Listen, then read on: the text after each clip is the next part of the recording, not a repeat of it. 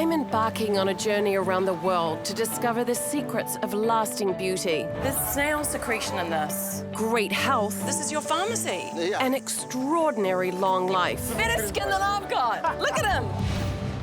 I'm Rachel Hunter. I grew up in the fashion world. Now I want to see what beauty means to other people. And really, is it a sense of well-being or achieving perfection? From different parts of the world, I want to find the secrets. This time on my tour of beauty, I go wild in Australia, What? where some of my ideas about health and beauty There's no good news to this. are turned upside down. We have to start thinking of fruits and vegetables as we do with confectionery. And my search for secrets to anti-aging It's the most amazing sensation in your mouth. takes me way outside my comfort zone. Lots of jellyfish and stuff out when the rain comes.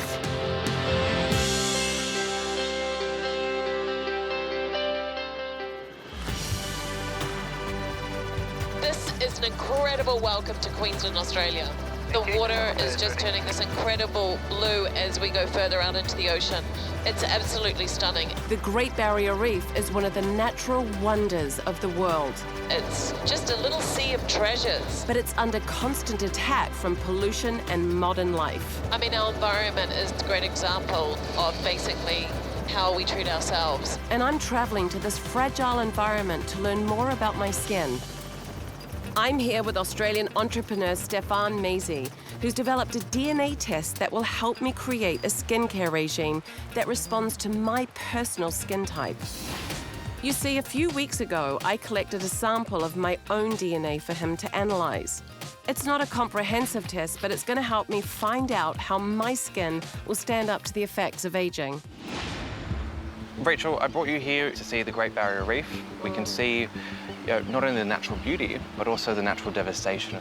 Now, if you think of the human body as being like the Great Barrier Reef, we're exposed to the exact same issues. Because I know you do have my DNA results, I'm very, very nervous. But this is science. I kind of have to sit up and listen.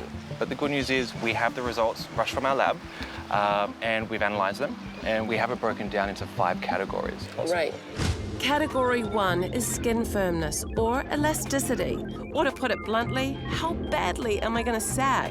I'm hoping I'm better than average. The population average is 68%. You are 75%.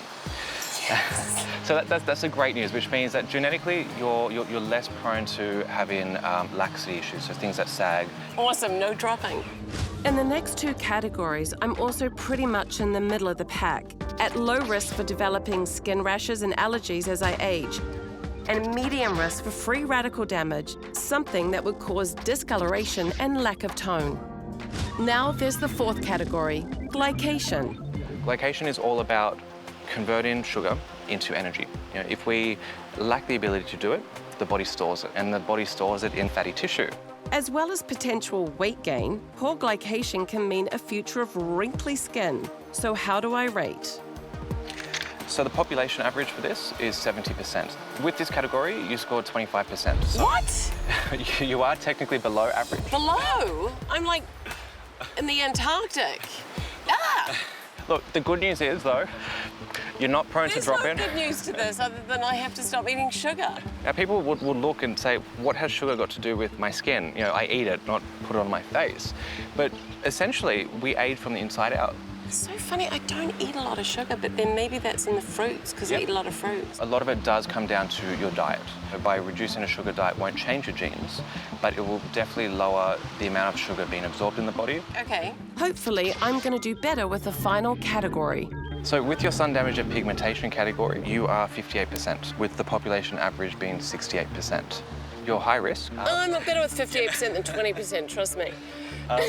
Some of the areas of concern that came out to me was melanin production. So No, it's funny, my sister 2 years ago was diagnosed with melanoma. Oh, wow. And she had a fairly good size out of her back. Yeah. Knowing my DNA results, I can now target ingredients and products that best suit my skin type. based on your results, we've sourced through hundreds of different ingredients to match up the right products with the ingredients that are going to be best matched to you as well. So collectively, by following this routine, as well as changing your diet and including things like beta-carotene, will basically give you an incredible future. This is actually tailored to your unique genetic code. Fantastic. But I'm worried about how badly my skin is already damaged. So Rachel, what I'm going to do, I'm just going to take a photo of you, just so we can see the underlying things underneath the skin. We are going to look at it under a UV light, and we can look at a whole lot of things that aren't necessarily visible to the human eye.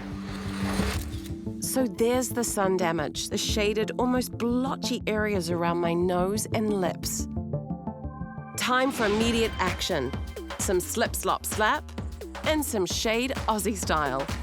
Aussie, Aussie, Aussie. Oi, oi, oi. This is good, no? And a radical review of my diet is next on the cards. I'm about to meet this man, and he deals with what fruits and vegetables are good for your body that maybe aren't so high in sugar, and my body will be able to process a little bit easier. I've shared my DNA results with Australian food scientist Vic Cherikoff. He reckons most of us have no idea about the nutritional value of the food we eat every day. With mangoes, you can have more sugar in a mango, 3% more sugar than what's in a can of cola. What? What about the passion fruit? Well, look, again, Don't crush me on my passion. It sounds to me like you're addicted to sugar. Don't tell me that. But surely I'm getting plenty of vitamin C from that fresh orange juice that I drank this morning. By the time you're getting an orange that might have come from Florida or from California or whatever, there's almost no vitamin C to it, and that orange juice might be celebrating its first birthday off the tree. What? Absolutely. Next, my favourite fruit and vegetables come under attack. This is all rubbish. I never eat potatoes. No, surely greens have got to be good for us. Some of them are just standing up water. I mean, Some. On my Australian tour of beauty, most of what I know about the nutritional value of fruit is being turned upside down by food scientist Vic Cherikoff. The problem is these days a lot of sugar is now hidden sugar. Stone fruits, for example. Sweet. Sweet, juicy, Yeah. watery, yeah? Yeah. The problem is that the ancestral foods from which these things came were small and often sour. But we're breeding them out of our food. Why are people breeding them they sweeter sell. like it's Because they ridiculous? sell. It's because that's what we like. We have an addictive taste drive to sugary foods. We have to start thinking of fruits and vegetables almost as we do with desserts, with cans of cola. Mentally, I'm already emptying my fruit bowl. Now, what about the vegetable crisper? Surely Vic greens have got to be good for us. Look, some of them are just standing up water. I mean, Some? Yeah, well, look again, you go by taste here, because if something's got a bit of bitterness to it, go for the most bitter. You forget most of the normal lettuces. Just water. It's designed just to stop the tomato from soaking in the bread. So this is all rubbish. I never eat potatoes. No potatoes. So what fruit and vegetables are right for me? It's worth eating the smallest sweet potatoes that you can find. Eat carrots, eat pumpkins, eat anything that's got colour, that's either orange or red orange. You're going to get some beta-carotenes for staying young and, in fact, turning the clock back. Beetroot's absolutely recommended. You need to look at what's going to relieve oxidative stress. And it's the spices that are probably going to play the major role. You should be adding more and more spices to your diet. Turmeric, cinnamon, literally all the curry spices. And ginger is a big one. So you're saying for glycation, all the spices and herbs that a lot of the places in India have are really Correct. good for somebody like me. Absolutely. And really you should be upping your consumption of fresh herbs and as many spices as you can. Interesting. Okay, so you're going to have to get spicier. Somewhere else. And to replace my weakness for sweet, sugary fruit? Got to be looking at wild blueberries, which you can get around the place. Lemons and limes are great, but I'd go for the native equivalents if you can. These are finger limes.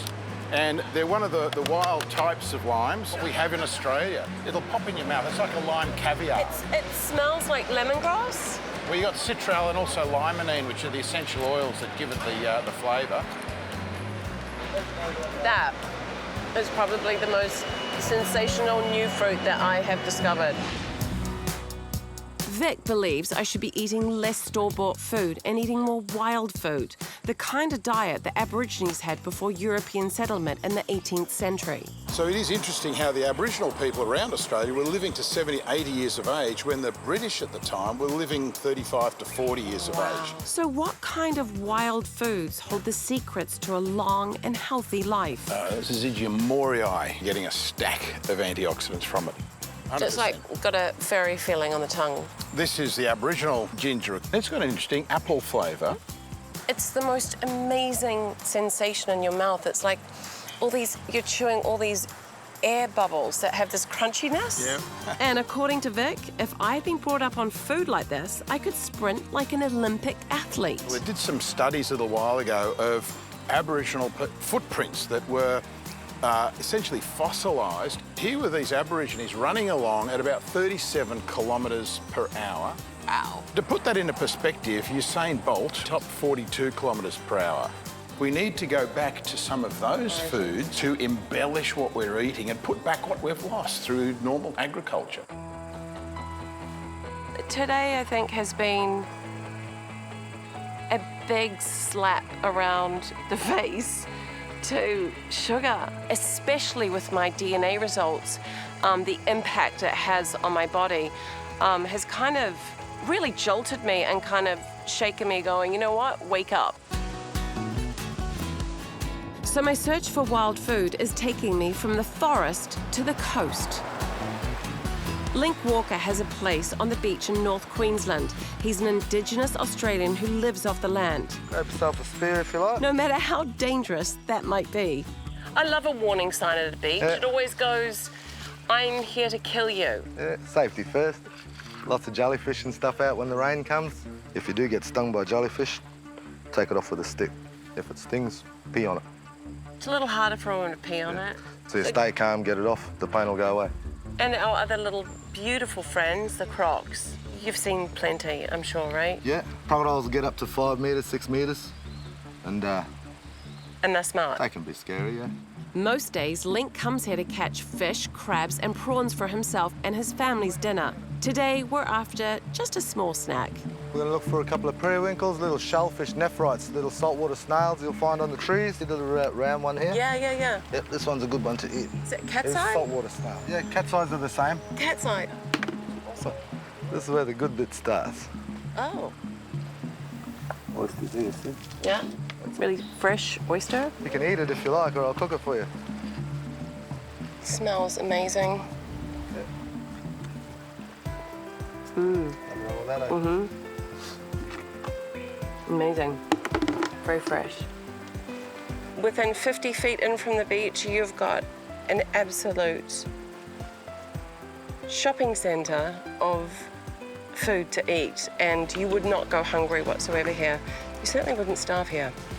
If you're feeding yourself and your family, it'll take you about an hour to get a decent feed, then you come back home. Little snail, see a flat piece inside? Yeah, you can't eat that. You can eat it, but it's a lot of work. Come around here, we'll do the easy I'm not stuff. a lazy cook. Everything looks bigger.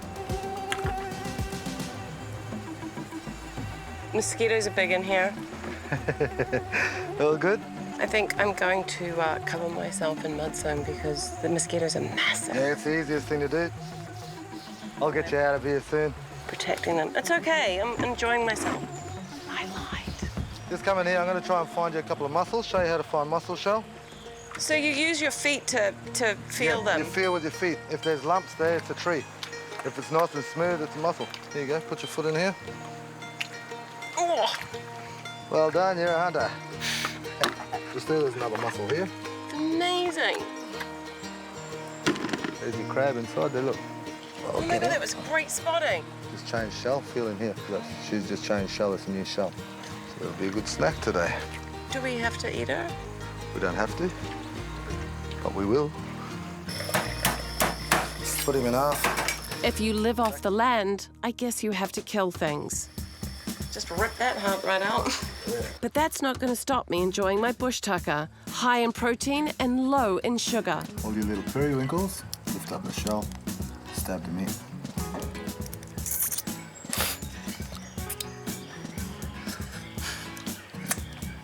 Every little piece of your crab you can eat.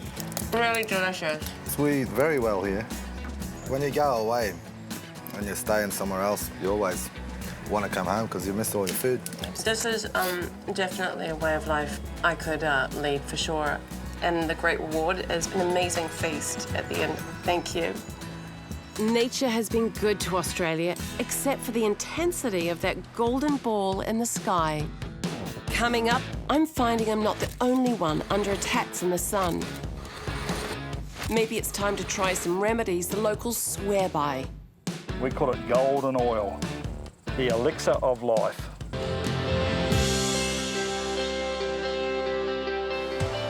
On my Australian tour of beauty, a DNA test has shown me that I'm under attack from the sun. So how are the locals coping? Do you wear lots of sunscreen? Oh, yeah. Daddy. You do. When I was in my 20s, I was a bricklayer. Stayed naked except for a pair of footy shorts all day, but now I don't. An hour at a time in the sun and plenty of sunscreen. Do you put on a lot of block and stuff? Or you don't I really don't care put about nothing on, yeah. And just like me, the damage is there to see. To help cope with this harsh climate, countless Aussies turn to a treatment made from local produce. that? Can we have a family photo? Yeah. The Lucas family has made a pawpaw skin ointment to the same recipe invented by the pioneering Dr. Lucas more than 100 years ago. Dr. Lucas, he knew that the pawpaw had enzymes in it that were just amazing for drawing impurities out of the skin, for healing wounds or cleaning wounds. You get really bad sunburn and you put the pawpaw ointment and the sting's gone. Wow, this sounds like my kind of product. This is where we start. Start with fresh table fruit. So we have to sit here and we hand seed them and peel them. So incredible. So you want to give it a try? Sure. Just sort of tickle it. So you're not taking out all the flesh, you're taking out just the seeds. I've just destroyed that. Okay. I could eat these pawpaws all day, but I guess they're too sugary for the new me. So off they go to be pulped and fermented. Look at this. It's so beautiful and creamy, and I just want to jump into it, I swear. And then it's squeezed into jars and tubes. So one for me, one for the thing. One for me, one for the thing. I mean, would you let me work here? Probably not. We're amazed that, like, our little pawpaw ointment is just, you know, bringing in supermodels. Oh, you'd be surprised. I mean, there's so many people using this. In fashion magazine, you know, they empty out celebrities' bags, and what usually is in there? Your product. So it speaks for itself and its integrity. Thank you. We're very happy. The Aussies sure know how to make something special from their own backyard. But who would have thought they're turning their unofficial national bird into a product that can help sun damage? It is hot today. Yeah. And according to its manufacturer, Stephen Schmidt, it's good for just about everything else as well. The elixir of life, my emu oil. We call it golden oil. Yeah, it's very easy, very palatable, very easy to drink. Yeah, basically it's a very powerful natural anti-inflammatory. It was very good for just sandflies and midges, like eczema, psoriasis, dermatitis. That's incredible. We're into 100% health and beauty. I believe the most powerful part of the golden emu oil is cholesterol health. Basically, if you have a problem, we've gone out and made something for it. Beauty, rubbing it on the skin, women with lines, do you see actually a visible difference? And you'll be amazed, immediate results. These guys here are just over a year old. Yeah, so at the moment they are a little bit sort of feisty because they're looking for partners. And, Oh my okay, God, so oh you my catch God, them okay. and hold them from behind. Yeah. Can you Okay. ride them? No, you can't ride them. Okay, they've got little wings and I'm not scared of them at all. So even an aggressive bird, I just walk, hand up and they'll just... Okay, they'll that's go. it, guys. Party's That's it. over. I'm practicing my dominance. I love the emus, but unfortunately, there's only one way to get the oil.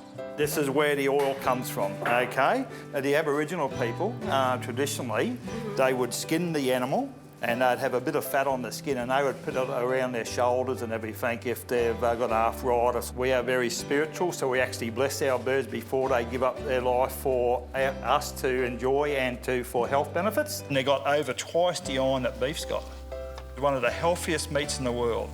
And I can certainly cook you up a nice little bit of emu steak. The emu burger. The fact that there's about 10,000 wandering behind me right now is really, really sad, to be honest. But I'm just not going to look around while I'm eating this. Let's see if I can do this. Am I going too far with my wild food Australian trek here? Really soft meat. You don't have to chew too hard on it. Doesn't taste too gamey. It's not. It's very, very pleasant, very easy to eat.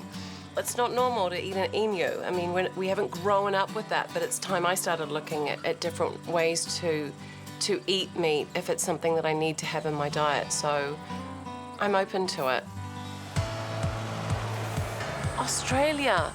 It's completely surprised me. It's just been so fantastic to meet such passionate people about all their trees, their animals, their native plants. It's just been the most unbelievable experience.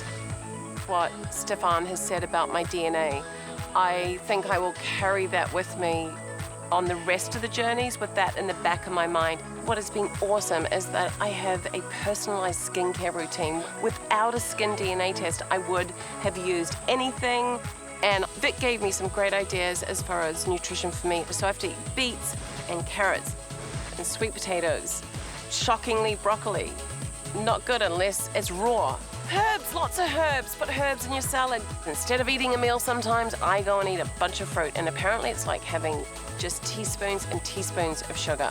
And I'll tell you what, even though I may have sun damage, by looking through some of these photos, I think a lot of us have sun damage, except for the emu. From now on, I will be wearing sunblock, a hat, eating not so much fruit, not so much sugar. My life will be boring forever.